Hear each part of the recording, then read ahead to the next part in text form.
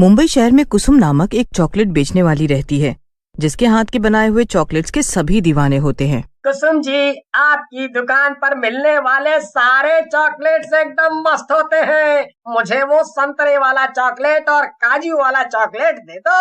वाह वाह वाह वाह वाह, क्या कमाल की डार्क चॉकलेट है, मजा ही आ गया। ऐसे स्वादिष्ट चॉकलेट तो और कहीं नहीं मिलते।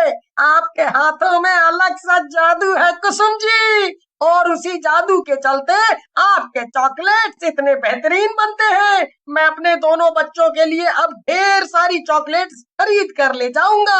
हाँ। शहर में कुसुम अकेली ही रहती है। उसका इस दुनिया में कोई और नहीं होता। उसकी चॉकलेट शॉप बहुत अच्छी चल रही होती है कि तभी अचानक से एक दिन उसकी शॉप में सिलेंडर लीक होने के कारण आग लग जाती है और पूरी शॉप जलकर राख हो जाती है।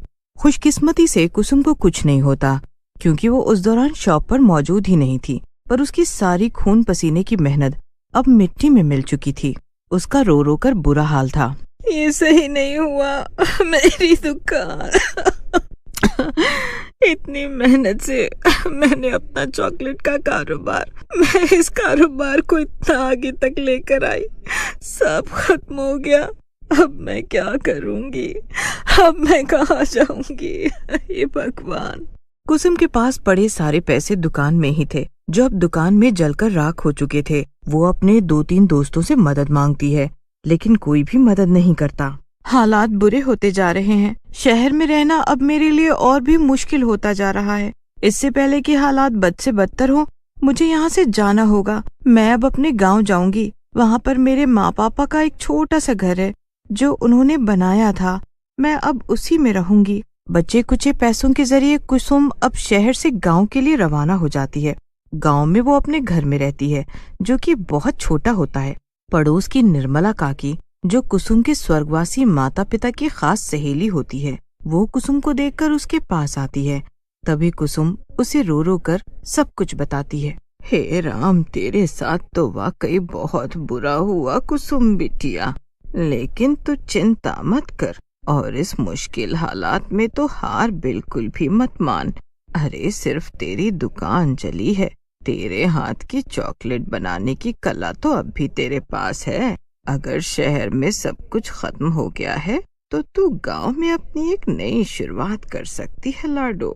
हाँ मेरी बच्ची, वैसे भी गांव में चॉकलेट नहीं मिलती, उसे लेने के लिए लोग शहरी इलाकों के बाजार में जाते हैं। अगर तू गांव में ही इतना स्वादिष्ट चॉकलेट बनाकर बेचेगी ना, तो सभी तेरे पास ही चॉकलेट खरीदने आएंगे। तू गांव में ही अच्छे खासे पैसे कमा सकती है।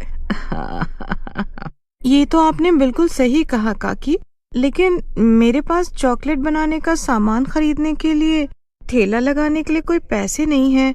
सारे पैसे खत्म हो चुके हैं। अरे मैं हूँ ना, मैं दूंगी तुम्हें पैसे। क्या? हाँ, तू मुझे बाद में पैसे वापस कर देना बिटिया, लेकिन फिलहाल तुझे पैसों की ज्यादा जरूरत है। ये ले बिटिया, जाकर सारा सामान खरीद ला और एक नए सिरे से शुरुआत कर। धन्यवाद काकी, मैं आपकी हमेशा एहसानमंद रहूंगी। कुसुम अब सामान खरीद कर लाती है और गांव में ही अपना चॉकलेट का ठेला लगाती है। अरे वाह, चॉकलेट, वो भी हमारे गांव में। अब तो हमारे मजे ही मजे हैं। दीदी, मुझे वो वाला चॉकलेट दो और मुझे ये वाला। सभी बच्चों को कुसुम के चॉकलेट्स बहुत पसंद आते हैं। कुसुम की एक हफ्ते में ही बहुत तरक्की हो जाती है, जिसे देख निर्मला भी बहुत खुश होती है। शाबाश कुसुम बिटिया, मुझे पता था कि तू अपनी कला से जरूर आगे जाए। अभी तो बस शुरुआत है। धन्यवाद निर्मला काकी, अगर आप मुझे प्रोत्साहित करके मेरी मदद नहीं करती तो ये सब नहीं हो पाता। इस सब में सबसे अधिक योगदान तो आपका ही है। ये लीजिए, आपके लिए मैंने शुगर फ्री चॉकलेट्स बनाए हैं। ना पापा ना, मैं ना खाने वाली ये चॉकलेट्स। वो मुझे तो डॉक्टर बाबू ने मना किया है मीठा खाने से, वरना मैं तो सबसे पहले खाती ना तेरे हाथ के बने हुए चॉकलेट। घबराइए मत काकी, ये चॉकलेट शुगर फ्री है, यानी इनमें मिठास तो है लेकिन चीनी नहीं है। चीनी के बिना भी इनका स्वाद कायम रहेगा और आपकी सेहत के लिए भी हानिकारक नहीं रहेंगे ये। क्या बात है, ऐसे चॉकलेट्स भी बनाती है तू? अरे वाह, फिर तो मैं ढेरों खाऊंगी। शुक्रिया कुसुम बिटिया। कोई बात नहीं, और ये रहे आपके पैसे। अरे तो बाद में दे देती ना, इतनी भी कोई जल्दबाजी नहीं थी बिटिया। नहीं काकी, ये लीजिए, बाद में मेरे पास खर्च हो जाएंगे तो। कुसुम की तरक्की के कारण अब गांव के कुल्फी वाले बिरजू की दुकान पर कोई नहीं आता, जिस कारण वो काफी गुस्सा हो जाता है। उस कल की आई कुसुम चॉकलेट वाली के कारण मेरी कुल्फी खाने कोई नहीं आ रहा है। कल तक जो बच्चे पाठशाला से छूटकर सबसे पहले मेरी दुकान पर कुल्फी खाने आया करते थे, आज वो उस मनहूस कुसुम चॉकलेट वाली के पास जा रहे हैं। ये सब उस चॉकलेट वाली के कारण हो रहा है। मुझे उसे अपने रास्ते से हटाना ही होगा, फिर चाहे कुछ भी हो जाए। बिरजू अब रात में कुसुम पर नजर रखता है और वो उसके घर का पता लगा लेता है। वो उसके घर जाता है और बिरजू को दरवाजे पर अचानक से आए देख कुसुम घबरा जाती है। पागल हो गए हो क्या? इतनी रात गए कोई किसी के दरवाजे पर ऐसे भूतों की तरह खड़ा होता है क्या? क्या काम है? चलो निकलो यहाँ से। निकलेगी तो तू, अब वो भी ई गांव से। हाँ क्या? अबे ओ लंगूर, ये सब क्या बकवास कर रहा है तू? और तेरी हिम्मत कैसे हुई मुझसे इस लहजे में बात करने की? एक थप्पड़ लगाऊंगी ना तो सीधा जाकर बावड़ी में चला जाएगा। अबे चुप, बहुत हो गया तेरा नाटक कुसुम चॉकलेट वाली। बहुत नोट छाप लिए तूने ई गांव में आकर, अब हम तुझे और नोट नहीं छापने दूंगा। तेरे चॉकलेट ठेले के कारण मेरी कुल्फी के ठेले पर कोई नहीं आ रहा है। तेरे कारण मुझे कितना नुकसान हो रहा है, इसकी खबर भी है तुझे? आए लोगों को जो पसंद आएगा वही तो खरीदेंगे।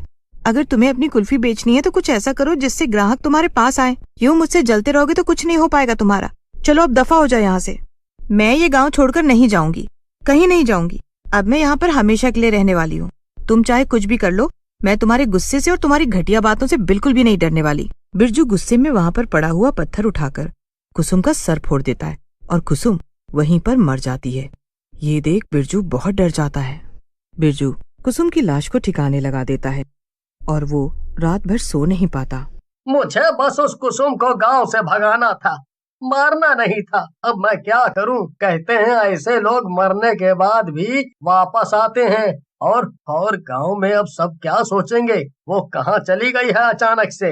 नहीं, ये बात पुलिस के हाथों में जाए उससे पहले हमें कुछ करना होगा, जिससे कुसुम की मौत का इल्जाम किसी पर ना जाए, किसी को शक ना हो। बिरजू अब एक चिट्ठी लिखता है और उसके घर में रख देता है। अगली सुबह जब निर्मला कुसुम के घर जाती है तब वो चिट्ठी पढ़कर उसके तो होश ही उड़ जाते हैं। हे भगवान, ये क्या है? कुसुम अब इस दुनिया में नहीं रही, लेकिन ये कैसे हो सकता है?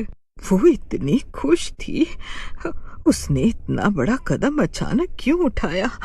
अरे मेरी बच्ची इस दुनिया में नहीं रही। निर्मला बहुत रोती है और धीरे धीरे ये बात पूरे गांव में फैल जाती है। बिरजू अब तांत्रिक के पास जाता है।